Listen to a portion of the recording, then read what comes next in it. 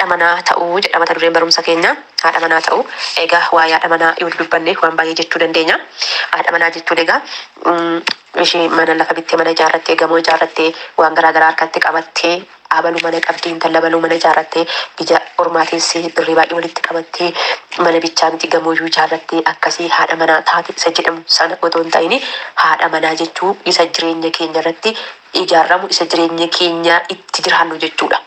Isa keessa jiraannu otoo hin ta'in haadha manaa taanee jireenyicha gaggeessu jechuudha. Mana gaafa ijaarranne manicha keessatti wanta barbaachisaa ta'e hojjetanneetu wanta barbaachisaa ta'etti fayyadamneetu kutaa garaagaraatti qooddanneetu mana keenya keessa jiraanna jechuudha. Inni kunis immoo haadha manaa jechuun nuti mataan keenya warri dubartootaa yookiis warri shamarrootaa bakka shamarrummaa keessaatii dargaggummaa keessaatii gara sanatti yemmuu adeemamu jechuudha. Haadha manaa ta'uu jechuudha.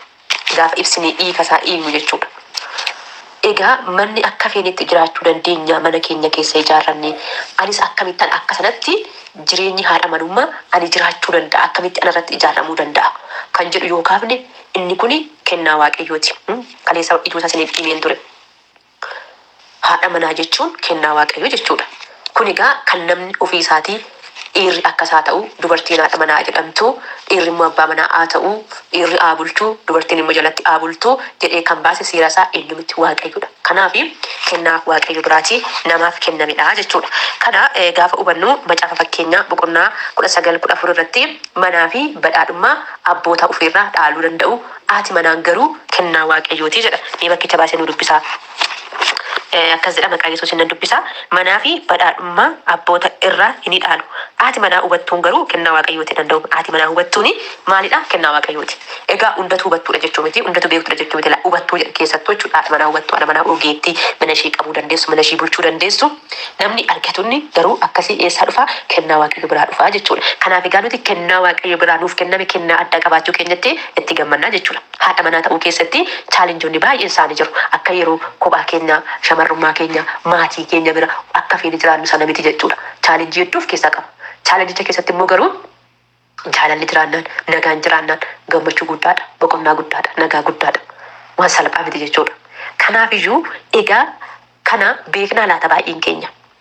Haadha manaa ta'uun waanuma shamarran tokko yeroo gaafa geesse heerumtu dhiirri tokko fuudha gaafa ga'e fuudhu akkuma bartii wayiitti ilaalla malee dhuguma iddootti kennee kennaa waaqayyooti jenneen baay'een keenya iddoo laannuuf adeemsa keessa muuxannicha fudhachaa adeemna malee jechuudha. Kanaaf egaa kennaa waaqayyo biraa ta'e ta'uusaa hubannee beeknee gammachuudhaan gara sanatti adeemu ergatti deemnee immoo chaalenjoota jiran sana dandeenye baannee adeemuun ga'ee keenya. Haati manaa hubattuun kennaa waaqayyooti waan jedhuuf sagalee waaqayyo.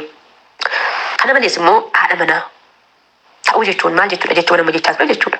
Kaayyoo waaqayyo nu uumeef jiraachuu jechuudha. Haadha manaa ta'uu jechuun wantoota man dubbadhe kaayyoo waaqayyo nu uume haadha manaa taanee haadha manaa hubattuu taanee jireenya kaayyoo itti waamamne sanaaf jiraachuu jechuudha. Chaalenjoonni isiniin jedhe haadha manaa gaafa ta'an isa yeroo mana maatii keenya yoo feene nyaannee yoo feene dhiifnee yoo feene hojjennee yoo feene dhiisnu miti haadha manaa gaafa ta'an gabaabumatti yoo ibsuu barbaade kana baay'een keessan beektu mana kooti jennee dirqama qursii qopheessine dirqama misaa hojjenna dirqama jechuudha taa'uun nurra hin jiru gaman akka mana maatii keenya sanan miti jechuudha. Mana maatii keenya keessummaa yoo dhufnetti dhimma qabaachuu dhiisuu dandeenya.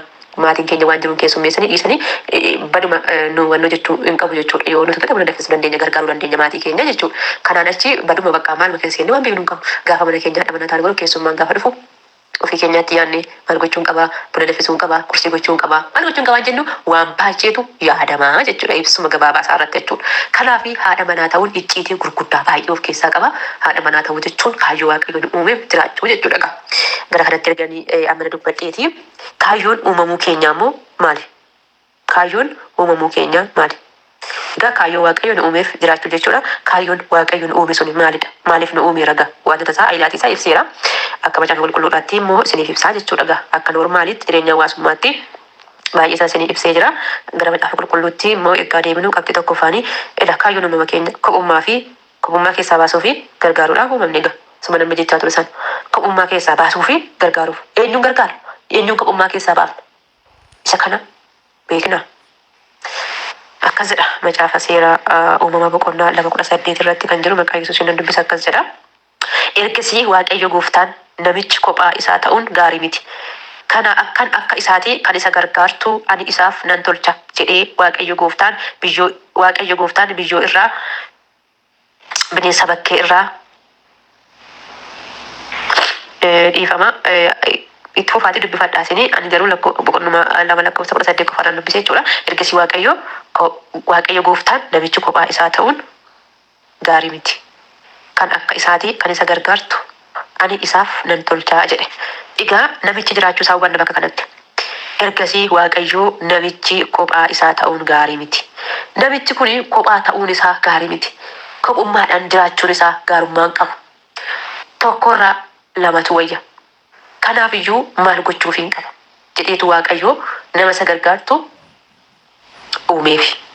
Maaliif Waaqayyo dhiiruma akka isaan uumneefi garuu maaliif waan biraan uumneefi kana yaadne beekna. Baay'ee ajaa'iba asirratti gaafa laalu. Kanaafi kan akka isaati kan isa gargaartu jedhe malee dhiira uumaa fi kanan godhaa fi jenne. Kophummaa isaa keessaa ba'uu qaba.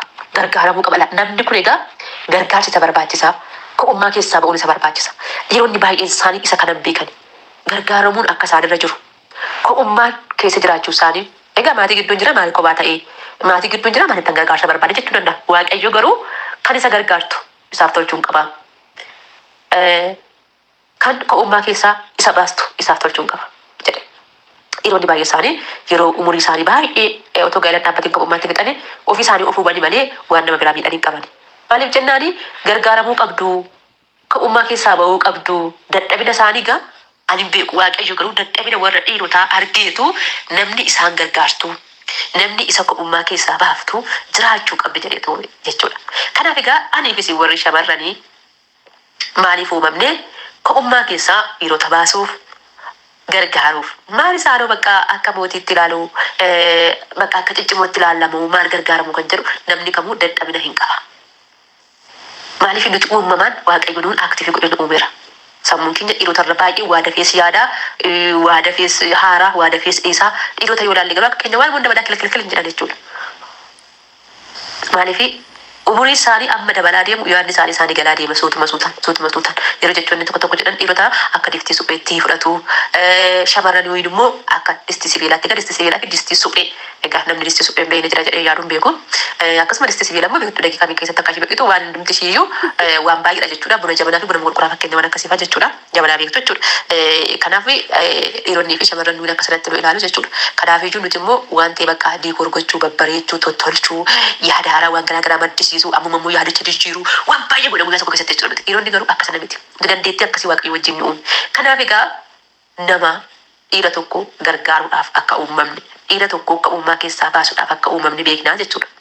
Gaafa haadha manaa taanu keessatti waanuma durbi tokko heerumuu qabduuf heerumne otoo hin ta'in waanuma dhiirri tokko fuudhuu qabuu fi itti heerumne otoo hin ta'in kaayyoon nuti nama tokko wajjin gaa'ela dhaabbanne dhiira tokkotti heerumne gaafa mana tokko keessatti jiraannu waanuma namni heerumne otoo hin ta'in kaayyoo Waaqayyotti nu uumetti seenuu keenya guddisnee Waaqayyoon galateeffachuu qabna. Gammachuudhaan immoo jiraachuu qabna. Waati manaa hubattuun kennaa Waaqayyooti isa jedhamu sana yaa Waaqayyo haadha manaa hubattuu na godhi. Na taasisi, na gargaari jechaa kadhachaati jireenya Waaqayyo nu uume sana kaayyoo Waaqayyo nu uume sana keessa gaafa gallu akka sanatti gammachuudhaan deddeebi'uun akka nurra jiraatu nu hubachiisa jechuudha. Kanaaf kaayyoon Waaqayyo nu uume isa kanaa jechuudha.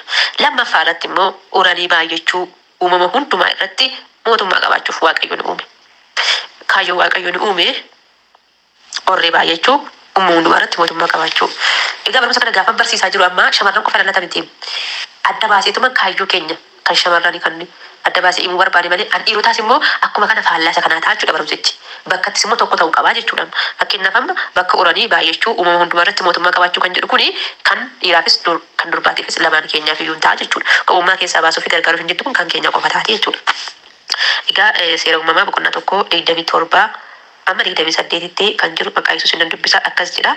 Egaa Waaqayyo akka bifa isaatti nama uume akka bifa Waaqayyootti isaan uume dhiiraa fi dubartii isaan uume.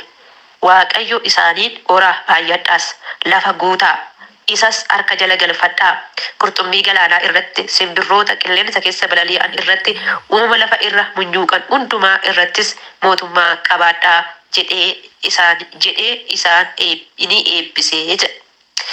Waaqayyo maal godhe jedhaa? akka bifa fi fakkeenya isaatti nama uume. Isaanis dhiiraa fi dubartii isaan uume. Isaaniin maal godhaa? Oraa baay'adhaa lafa guutaa. Isas immoo maal godhaa? Harka keessan jala galfadhaa.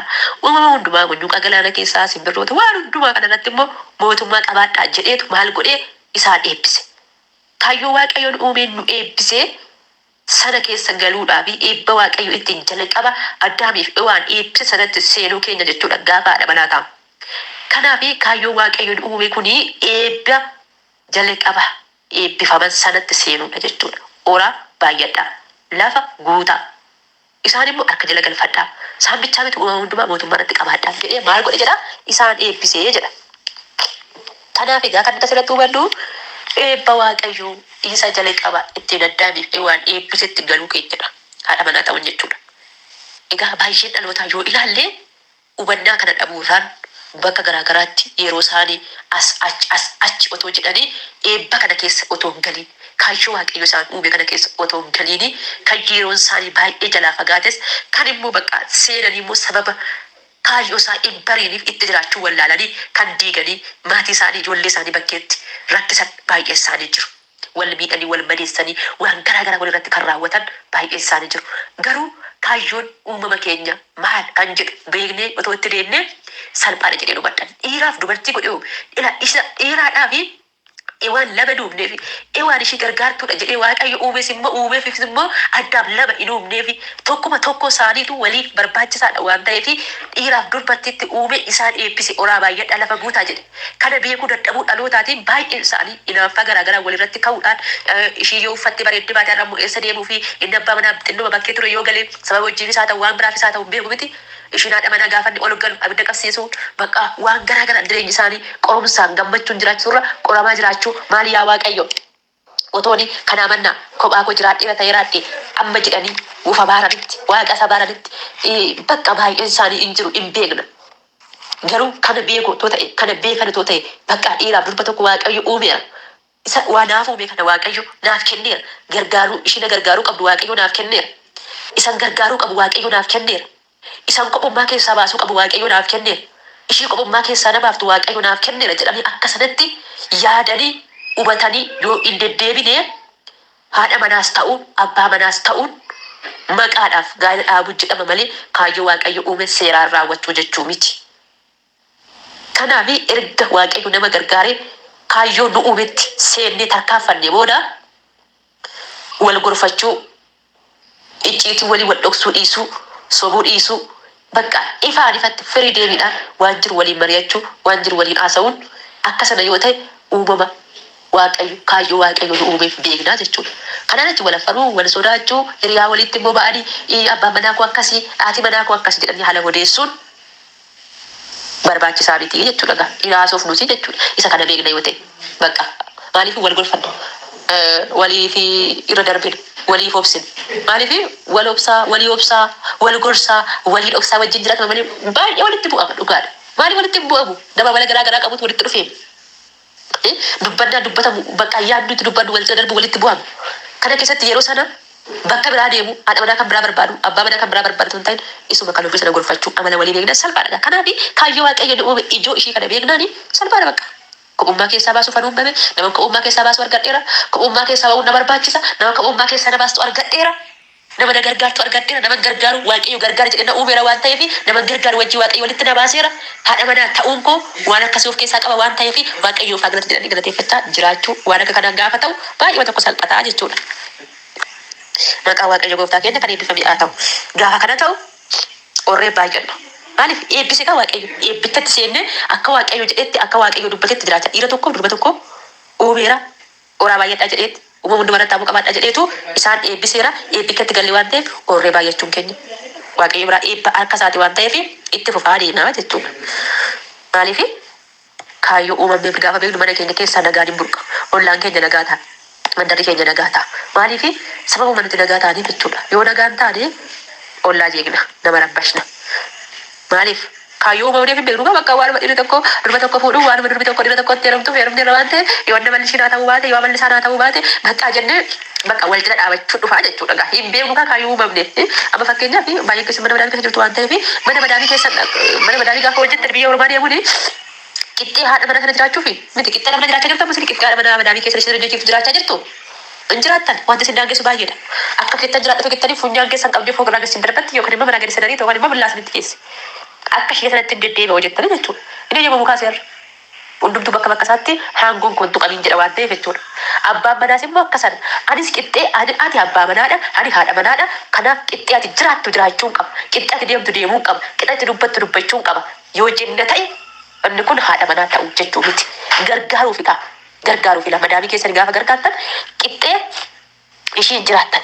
Gaafa haadha manaa taatan immoo abbaa manaa keessanii fi hojjettuu ashkaree manaa taatu isa jedhamu sana ashkaree nu afiira hin jedhamu iyyuu malee maaliif gargaar bakka namni ati gargaartu kun madaamiin kee sii jettee otoo hin ta'in kan mana keessa jiraachiftu ofii ishiif jetteeti. Atis immoo kan mana ishii jiraattu madaamitti sanaaf oogdee ishiif jettee otoo hin ta'in dhimma mataa keef jetteeti. Miti akkasuma gaafa dhimmi mataa keessee guute madaamitti nama kan biraa fidatte dhiiftees akka feete taati gaafa akkasitti dhangalaa tikkeetti naakutti haala naam jeessi jettanitti wanti miti gaafa waaqayyo isin gargaare kaayyoon keessan isinii militaa waan barbaadan gaafa harkaan qabattan miti akkas. Kanaafi gaa'ela keettattis immoo jechuudha gaa. Akka sanatti hojjettu maal jedhamu sana otoo hin ta'in kan haadha manaa gaafa taatan qixxee walii hin jiraattan qaala. Wanti qixxee walii isin hin jiraachifnetu hin jira waan ta'eef yoo akka sanatti jiraadhattan dhiiroon hin danda'an isa kana. Isaanuma jalatti gadi jedhaniit isaanuma jalattiin bakka hubachaa yoo hamaa dubbatallee ta'e yeroo sana isin jenne yeroo biraa immoo dheengadda gaafa akkasii akkas taateen gaafa akkasii akkas jettee garuu sirriidha moo akka hin jenne malee yoo akkas hin taane keessatti wal jala dhaabachuu wal qixxee jiraanna wajjin hin ta'u gargaaruuf uumamne kan. Gargaaruudhaaf uumamne kan uumaa keessaa baasuuf uumamne kanaan dadhabina nama sana bukkee dhaabannee gargaaruutu nurraatii eegama. Yoo akkas ta'e oranii baay'achuu salphaadha. Yoo akkas jedhe kaayyoo waaqayyoon uumeef jiraachuu salphaadha.